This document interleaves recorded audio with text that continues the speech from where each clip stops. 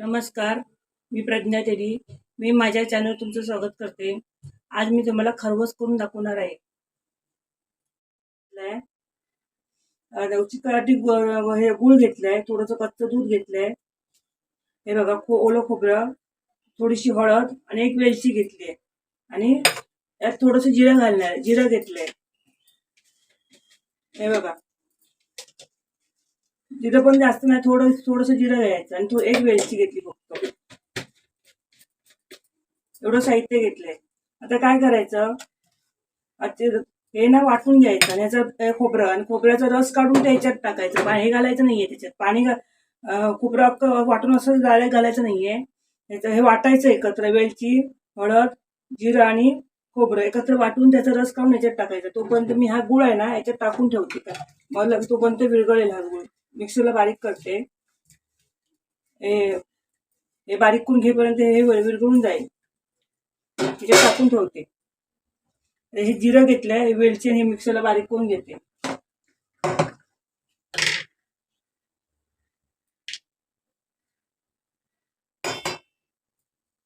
हे मिक्सरला ना बारीक करते.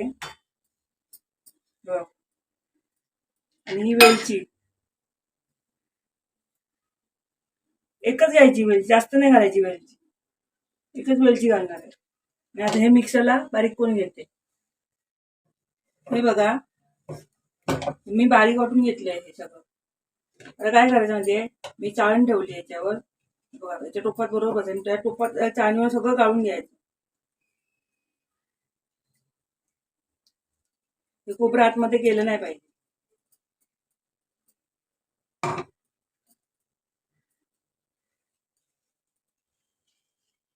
हे सगळं गाळून घ्यायचं.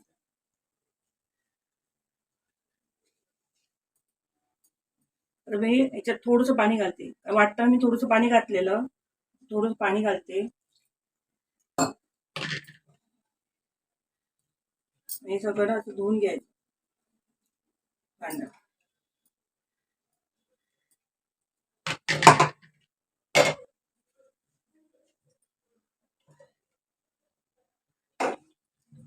हे सगळं ना पिळून घ्यायचं सगळं.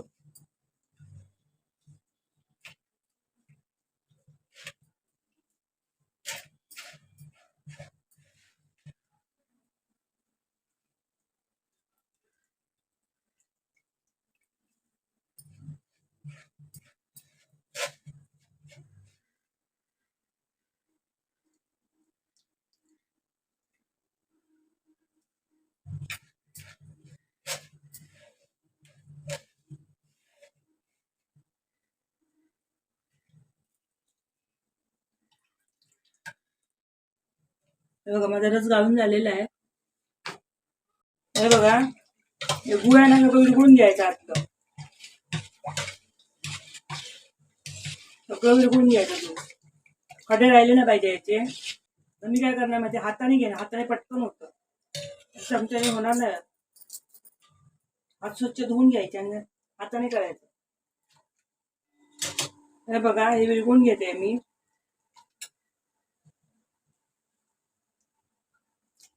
चांगलं विरघळून घ्यायचं व्यवस्थित.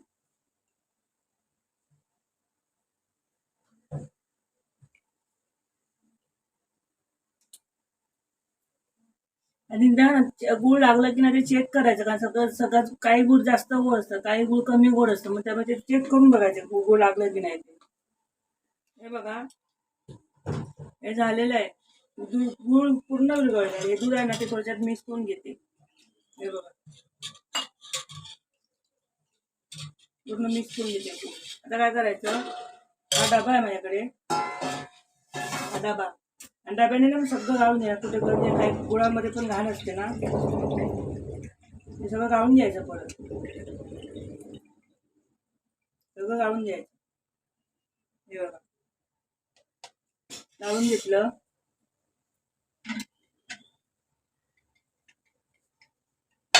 हे बघा, हा डबा आहे कुकरचा.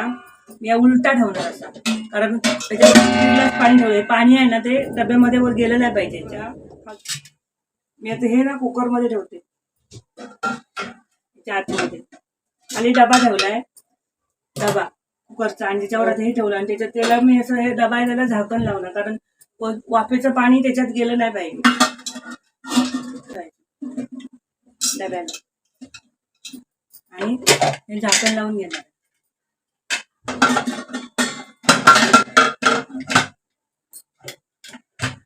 आणि याच्यात 3 शिट्या करायच्या, 3 शिट्या. तर मी याचे 3 शिट्या करून घेते. कुकर थंड झालं तर मी उघडून बघते.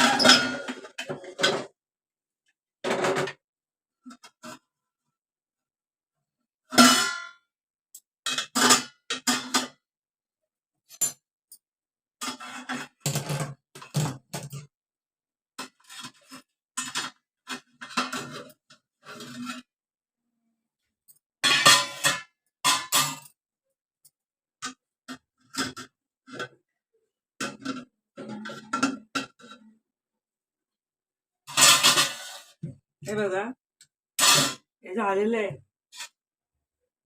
मस्त याला जाळी पडली. हे ना पूर्णपणे थंड करून घ्यायचं. हे पूर्णपणे थंड करून घ्यायचं आणि थंड करायचं. थोडा मी फ्रीजमध्ये ठेवणार आहे. नंतर मी तुम्हाला दाखवते.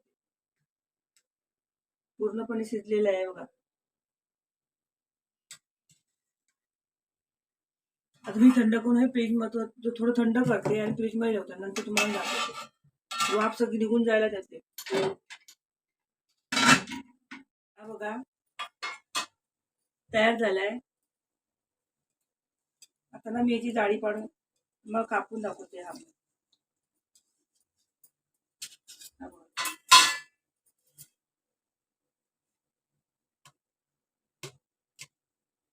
असं कट करून घ्यायचं.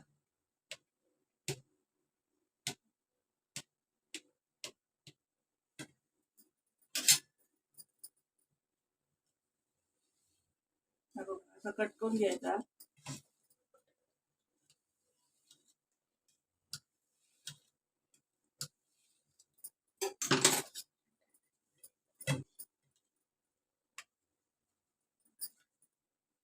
हे बघा अशी पीसेस काढायचे याचे.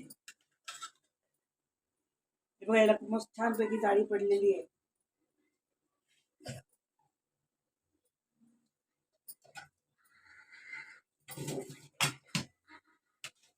हे बघा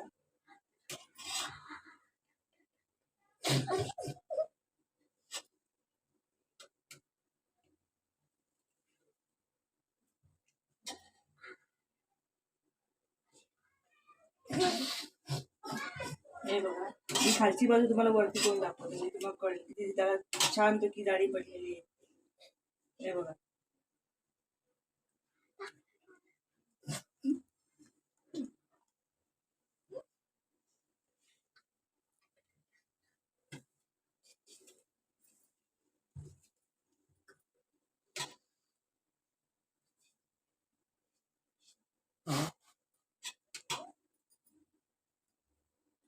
हे बघा मस्त की त्याला जाळी पडली आहे. मी एकदम पारंपरिक पद्धतीने हा बनवलेला आहे. तुम्ही सेम असेच असं करून बघा माझ्या पद्धतीने. मी केलेला हा खरवस तुम्हाला कसा वाटला मला कमेंट करून सांगा. माझ्या व्हिडिओला लाईक करा, शेअर करा, सबस्क्राईब करा आणि बेल आयकॉन क्लिक करा. अशाच नवीन नवीन रेसिपी तुमच्यासमोर मी घेऊन येत राहीन. आणि प्लीज मला सपोर्ट करा. आणि आता आपण भेटू पुढच्या व्हिडिओमध्ये नवीन रेसिपीमध्ये. तोपर्यंत बाय बाय.